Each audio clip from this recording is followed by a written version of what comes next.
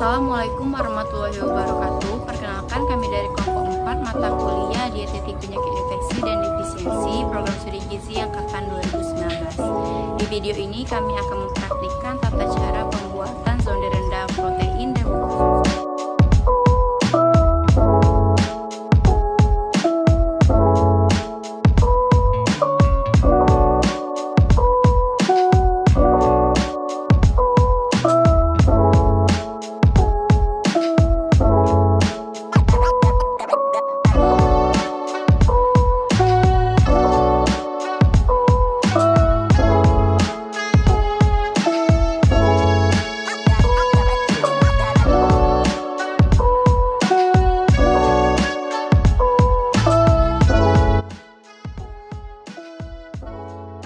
Cara pembuatannya yang pertama adalah campurkan gula pasir dan minyak jagung ke dalam wadah yang telah disediakan, kemudian disisihkan.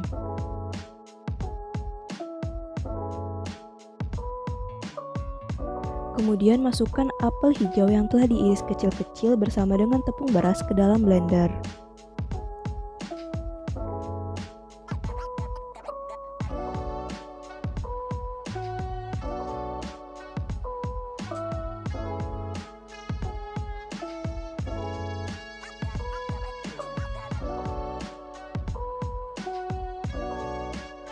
Kemudian blender hingga halus.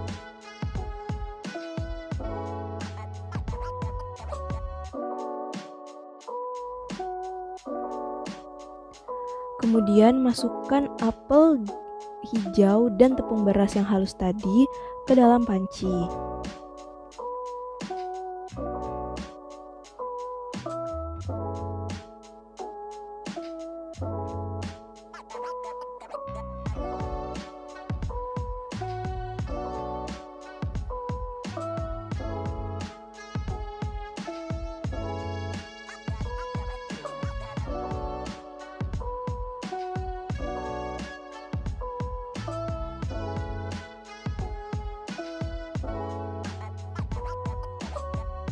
Kemudian masukkan susu full cream dan susu skim yang telah diencerkan sebelumnya.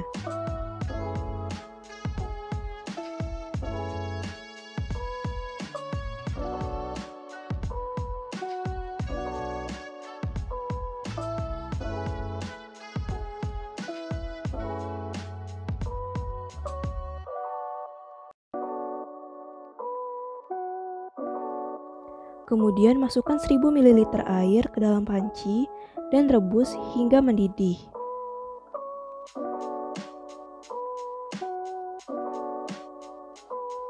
Hindari cairan menggumpal dan mengental.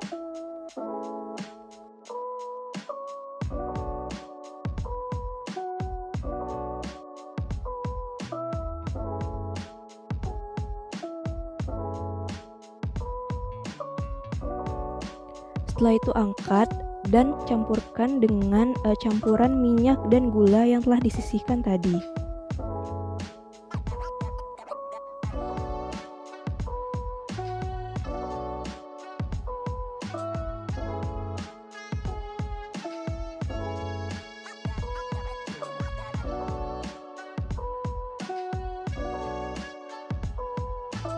Kemudian aduk kuat hingga rata.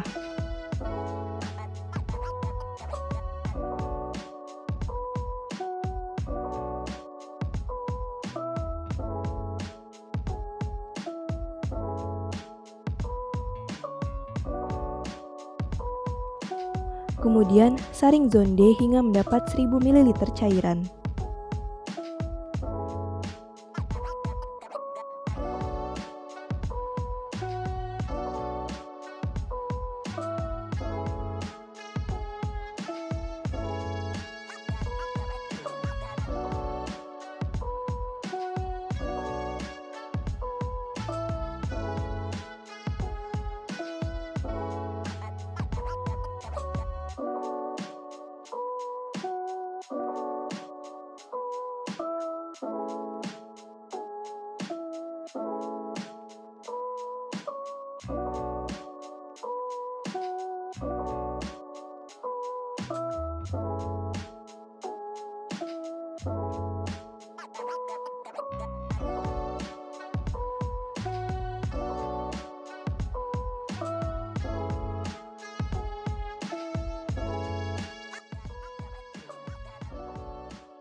Zonde atau makanan netral itu merupakan makanan cair yang mempunyai konsistensi agak kental atau semi cair.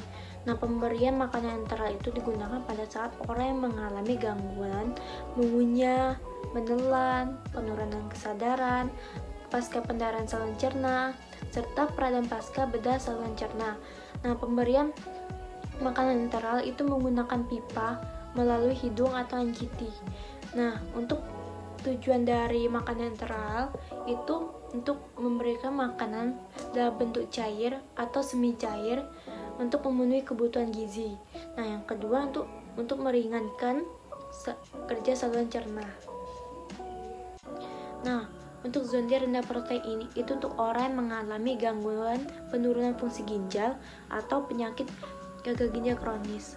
Karena semakin banyak protein yang dicerna oleh tubuh, maka semakin banyak pula asam amino yang disaring oleh ginjal dan membuat ginjal bekerja lebih keras. Itulah alasan kenapa harus dia protein atau mengonsumsi asupan protein itu lebih rendah daripada keadaan normal. Nah, untuk tujuan dari zonde rendah protein ini itu untuk mencukupi kebutuhan gizi agar sesuai dengan fungsi ginjal, dan yang kedua itu untuk memperlambat penurunan fungsi ginjal, dan itu yang ketiga itu menjaga keseimbangan cairan dan elektrolit.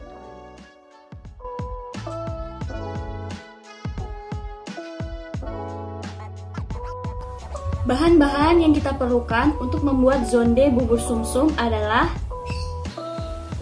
50 gram tepung beras, 20 ml santan kental, setengah sendok makan garam, 20 gram gula jawa dan 10 gram gula pasir, serta 400 ml air matang dan 100 ml air mentah. Pertama, campurkan 50 gram tepung beras, kemudian 20 ml santan kental, dan 400 ml air matang. Kemudian, tambahkan setengah sendok makan garam. Selanjutnya, masak dengan menggunakan api sedang sambil diaduk-aduk hingga adonan mengental.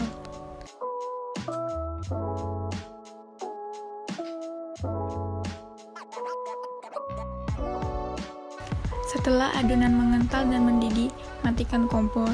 Bubur sumsum sudah matang. Campurkan 100 ml air, kemudian 20 gram gula jawa dan 10 gram gula pasir.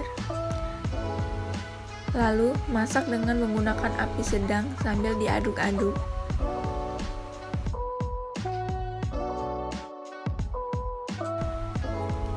Setelah mendidih, matikan kompor, kemudian saring.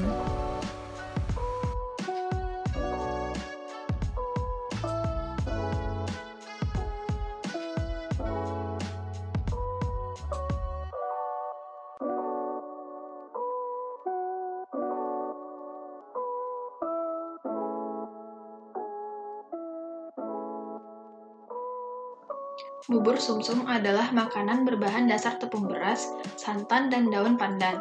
Dalam penyajiannya, biasanya ditambahkan gula jawa cair sebagai pemanis. Aneka bahan tersebut ternyata kaya akan manfaat, salah satunya sebagai sumber energi. Itulah sebabnya bubur sumsum sangat cocok dimakan di pagi hari. Sifatnya yang lembut dan mengenyangkan bisa menjadi sumber energi untuk beraktivitas sehari-hari. Selain itu, bubur sumsum juga baik untuk kesehatan organ pencernaan. Tepung beras yang menjadi bahan utama bubur sumsum dikenal kaya akan kandungan nutrisi, vitamin, dan serat. Hal inilah yang menjadikannya mampu menjaga kesehatan usus dan sistem pencernaan. Tepung beras juga kaya akan kandungan karbohidrat. Itulah sebabnya bubur sumsum bisa digunakan sebagai makanan alternatif pengganti nasi. Sedangkan santan diketahui memiliki kandungan lemak tak jenuh yang bisa meningkatkan energi. Selain itu, santan juga bermanfaat meningkatkan sistem imun atau kekebalan tubuh.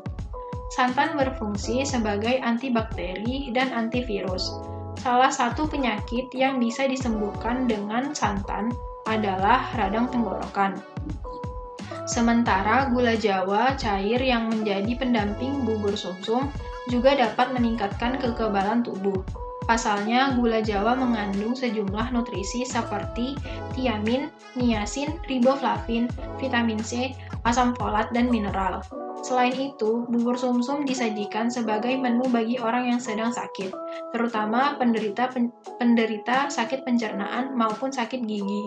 Bubur sumsum pun sangat baik bagi penderita asam lambung, sebab bisa menetralkan asam lambung, sehingga berperan meredakan nyeri lambung. Demikianlah video praktikum dari kelompok kami. Wassalamualaikum warahmatullahi wabarakatuh.